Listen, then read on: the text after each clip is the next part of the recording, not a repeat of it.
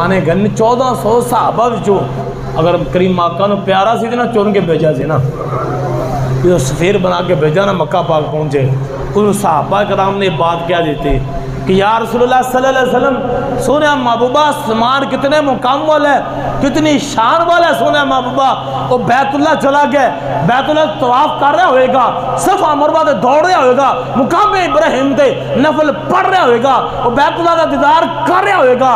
لوگ کہتے ہیں کہ حضور پاک کو پتہ نہیں، اس وقت افواہ پھیل گئی نا کہ عثمان شہید ہو گیا، تو لوگ ایک قرآن دی آیت پڑھتے ہیں، دیکھو جی حضور پاک نے ہاتھ بیعت کی تھی، عثمان دے بدلے لین واسطے بیعت کی تھی کہ عثمان شہید ہو گئے، میرے ہاتھ تے بیعت کرو، آپ عثمان دا بدلہ لینا ہے۔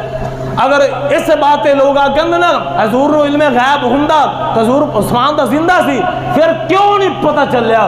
باتیں پہ کہ حضور پاک نو اگر نہیں پتہ چلیا، رب نو نہیں پتہ نہیں چلیا، دسو اللہ نو نہیں پتہ چلیا کہ سونے محبوبہ عثمان تا زندہ ہے تو میں قرآن نازل کر رہا ہوں۔ اللہ فرما رہے لَقَدْ رَضِيَ اللَّهُ عَنِ الْمُؤْمِنِينَ اِذْ يُبَايِعُونَكَ تَحْتَ الشَّجَرَةِ، کیا اللہ نو پتہ نہیں ہے کہ سونے محبوبہ تسی بیعت کیوں کر رہے جے؟ عثمان تا زندہ ہے، حضور پاک نے علم غیب نہیں تھے، کیا اللہ نو نہیں ہے؟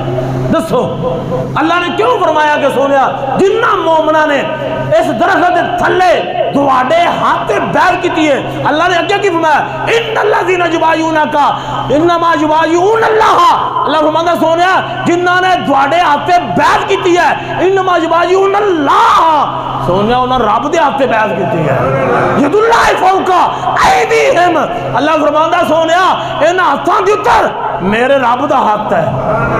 کیا رب نو پتہ نہیں ہے کہ عثمان تو زندہ ہے؟ دسو کی جواب دو گے؟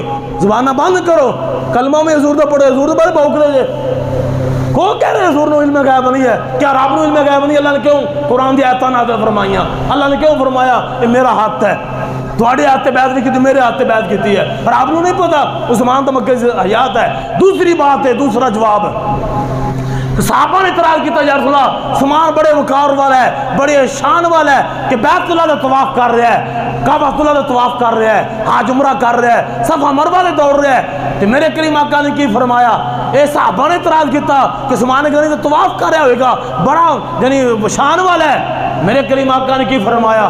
میرے مصطفیٰ نے فرمایا عثمان میرا عثمان میرے بغیر طواف کر ہی نہیں سکتا۔ دیکھو صلح حدیبیہ کس مقام تے ہے، بیت اللہ کس مقام تے ہے، تو کہنا دیوار دے پیچھے پتہ نہیں خبر نہیں رکھ دے، میرے کریم آقا فرما رہے ہیں میرا عثمان میرے بغیر طواف ہے۔ حضور نے اتنا نہیں پتہ لگ گیا کہ میں نے کی پتا؟ حضور آپ فرما سکتے سننا۔